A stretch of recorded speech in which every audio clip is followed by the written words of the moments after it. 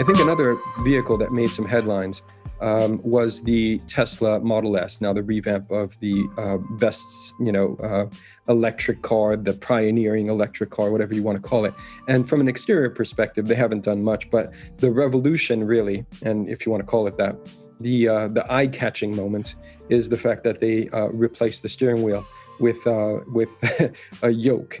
And if you look at, steering wheels, it's kind of like a wheel, like just it's there because it serves a purpose. There's a function behind the way that it looks. It's not just there because it's aesthetically pleasing to see a circle in front of you. The way that people drive is the way that the steering wheel is manufactured to basically make it functional. And so somebody commented on LinkedIn, and I responded as I did, saying that why fix something that ain't broke when it's kind of, going to make people relearn how to drive, regardless of not, or whether or not you're driving in autonomous mode. I mean, there's, people have a way of driving, and in the States in particular, I don't know how it is here, but you're taught to hold your hand at 10 and 2.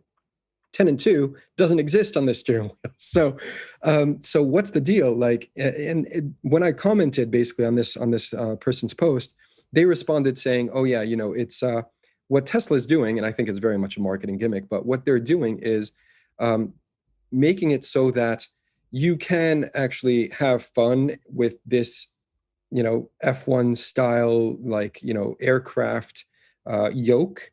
And then, it shows that the car, when you are driving it, is actually a fun tool to be driving. And the rest of the time, you kind of keep it in autonomous mode. So what's your take on that anyway? I guess my take is many people are emulating Tesla in so many ways. The core sort of potent electric, relatively smooth form, big electric sedan, we're seeing that being sort of responded to all over the place. The new Neo, all sorts of vehicles are sort of gently emulating that because it's such a leader. And the interior, clearly the sort of core architecture, a lot of people have been jumping on that bandwagon in different ways, but fundamentally you can see the ripple effect. I am willing to wager that there will be very few followers who decide to go yoke, not wheel in the future. Kind of for why you say too, it's like it's unclear as to how that's actually a good thing, and it's relatively clear as to how that might be quite a bad thing. I imagine it's a hip shot decision made by somebody who's got a lot of sway within the organization and who perhaps enjoys science fiction, maybe. Maybe he watched Batman when he was a kid. I don't know, I'm postulating, but it does not look like a solution that actually is going to be particularly helpful. And, maybe to the point that you're making with the guy you were liaising with on LinkedIn, maybe it does say something which is interesting and fun and, makes a statement. But I also suggest it's childish. It's got a sort of childish quality. It's like, well, yeah, do you want to play Luke Skywalker driving your car? It's not a toy.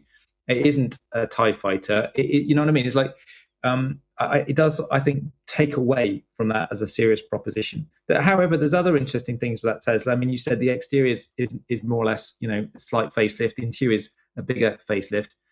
When I look at it, I feel like quick read is like there's all sorts of interesting and impressive things, and they have shifted some stuff about which will be emulated, does make some sense. But slightly longer read is that it does look like it must have been done quickly, because I think there's a very talented team at Tesla. But I get the impression that sometimes they have to do things so quick that they can't actually get all the way there in terms of the resolution of stuff. For me, one of the interesting things is seeing the amount of wood that's come into the car. And somehow, it's a big thing that we're aware of at CDR, that we're seeing wood in the iX BMW in a way that we've not seen before. We're seeing it in Tesla too. The association of this, essentially what historically has been a kind of Bentley old world type of material in a car context. And now we're seeing it on some of the sort of technological pioneering products in the premium car space. I think that's quite interesting. But the yoke, no. Yes, if there's an aftermarket opportunity in America, I suggest in the regions itself, it's for a round steering wheel. Yes, much like the license plate on the rear of the Discovery. No, I'm with you. All right, and it's funny that you mentioned that it was done quick, because that is probably the longest running design. I mean, that design's probably 10 years old, if not more. Yeah, but maybe they got, again, I don't know. I don't have the inside line, but it's like, oh, suddenly there's the Lucid Air. Whoa, man, that's in our whoa, where did that come from? Wow, Right. suddenly that kind of is in their face, isn't it? It's like because it broadly takes their place. It walks into their game and it goes, hang on a minute, we're just raising the game Yeah. in pretty much every avenue. Yeah. And I imagine that somebody was like, right, quickly, let's respond. I don't know. Yeah, I mean, in my opinion, there's only one way for Tesla to respond, and that's to up the quality.